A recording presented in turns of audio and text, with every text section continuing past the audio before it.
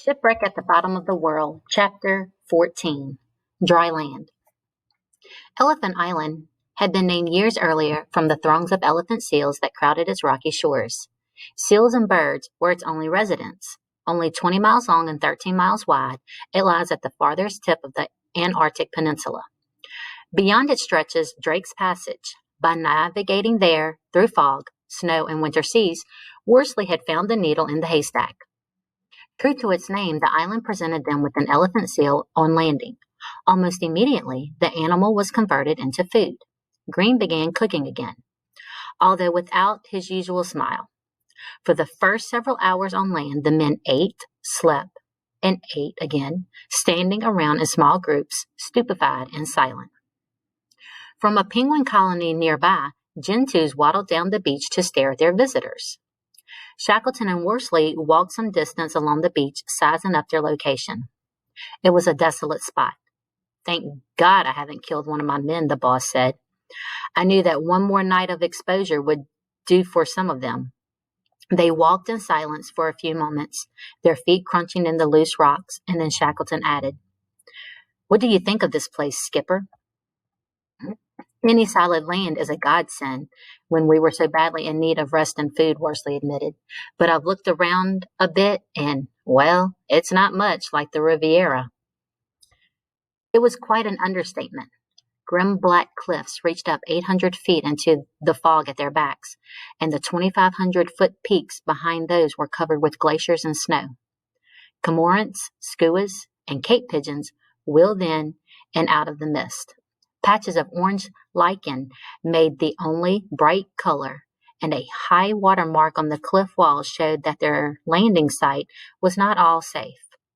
Storm tides would frequently submerge their spit of land when the weather turned ugly. They would have to find a better beach before deciding what to do next. But before anything could be done, the men needed to rest. Through the remainder of the day and night, they slept and ate, keeping the fire going in the stove with the blubber from 4 more seals they slaughtered on the beach. Shackleton let the crew sleep until 9:30 the next morning, and then he told them the news. They would soon have to go back in the boats and move. At 11, Frank Weil and 5 men pushed the wheels out into the crashing surf and rowed off in search of a new landing site. A couple of miles offshore, a belt of pack ice and eroded bergs was drifting past, warning everyone of the winter to come. Meanwhile, the men continued to eat and rest, enjoying the feel of solid ground under their feet, stretching their cramped limbs, melting glacier ice into drinking water. They moved the stores and tents as high up the spit as possible and waited for Weil's party to return. Darkness had fallen by the time the wheels ground onto the shingled beach again. Tired and hungry, Weil devoured a seal steak as he described their 9 hours of searching the coastline. The only suitable place they had found was 7 miles to the west. It was another narrow spit of land with a penguin rookery and a glacier nosing down the mountainside nearby. The boss decided they should set out at dawn. At 5 o'clock the next morning, with the stores loaded onto the boats, the men pushed off into the water again, rowing along the base of the cliffs.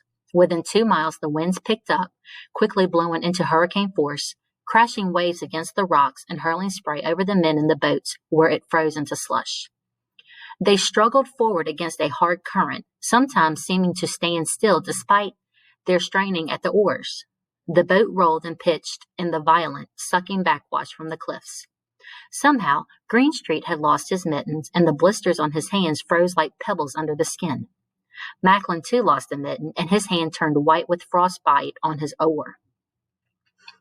For hours, they battled their way westward in a blizzard. By 3 o'clock, the beach was in sight, and with a last effort, they dragged themselves through the breakers and hauled the boats out of reach of the waves. Some of the men immediately killed the seal that was resting on the rocks, and Greenstreet staggered toward it, thrust his frozen hands into the bloody, steaming carcass. The beaten men stumbled on numb feet to examine their new campsite. It was only a faint improvement over the first one, bare and exposed to the wind. Sharp, sudden gusts carried away some of their stores the moment they sat down and ripped one of the threadbare tents to shreds. But the beach rose steep above the high tide mark. At least they would not be swept away in a storm. It was possible to set up the tents with the wind shrieking around them. The men slept exposed on the ground with snow drifting up against their backs. The blizzard continued for 2 days, and no one dared crawl from the protection of his sleeping bag or blanket. On April 17th, after 2 days at the new site, Shackleton ordered the men out to kill penguins. They skinned the birds with frozen hands, choking on wind-driven snow with each breath. Shackleton knew, everyone knew, that they could not hold out on that desolate spot all winter. The seals and penguins might not last, and even if they made it to summer, whaling ships rarely came anywhere near Elephant Island. No one knew to look for them there. Someone would have to go for help.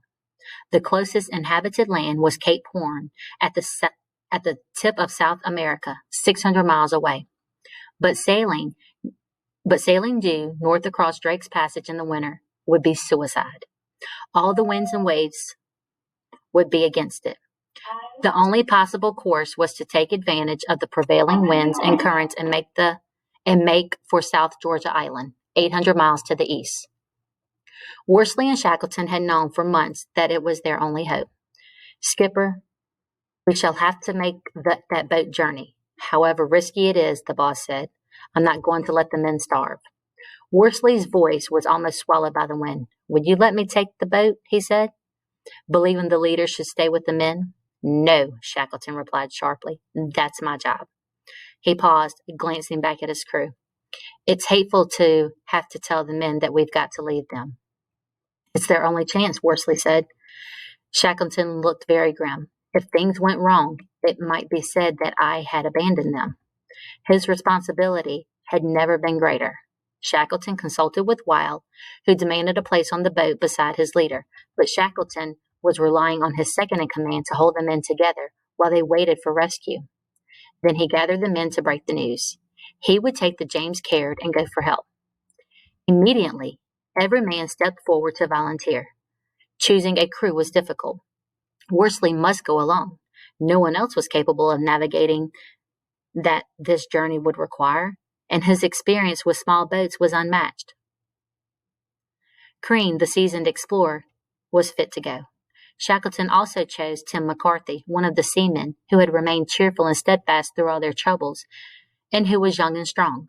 In spite of Shackleton's enduring resentment of McNeish ever since his mutiny, he resolved that the carpenter must go in order to make running repairs to the boat.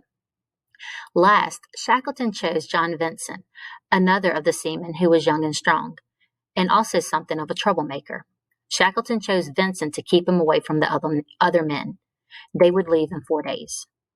Meanwhile, there was much to do to get ready. McNeish began refitting the 22-foot-long Caird for the journey, decking it over with packing crate lids and canvas and raising the sides. The keel was reinforced with the docker's mast. Canvas bags were stitched together from nails and filled with 1,000 pounds of rocks for ballast, and 2 kegs were filled with glacier melt for drinking water. The boat's store would include one of the Primus camp stoves, 6 weeks' worth for 6 men, of sledging rations of 4 hoosh and some bouillon cubes, sugar, powdered milk, and biscuits. Worsley's navigational equipment was down to 1 compass, his sextant, and his tables, and of the 24 chronometers he had taken with him from London, he had only 1 remaining. The job ahead of him was formidable. On the night before departure, the men were anxious and restless. Wild and Greenstreet joked with Worsley, telling him to be sure to bring back plenty of beer. Shackleton shared his last 2 cigarettes with Wild as they discussed backup plans. The boss wrote and signed a letter with his instructions. If he did not return with a relief ship, Wild was to take the men in the remaining 2 boats and try to save themselves. The 6-man relief team was ready to set out the next morning.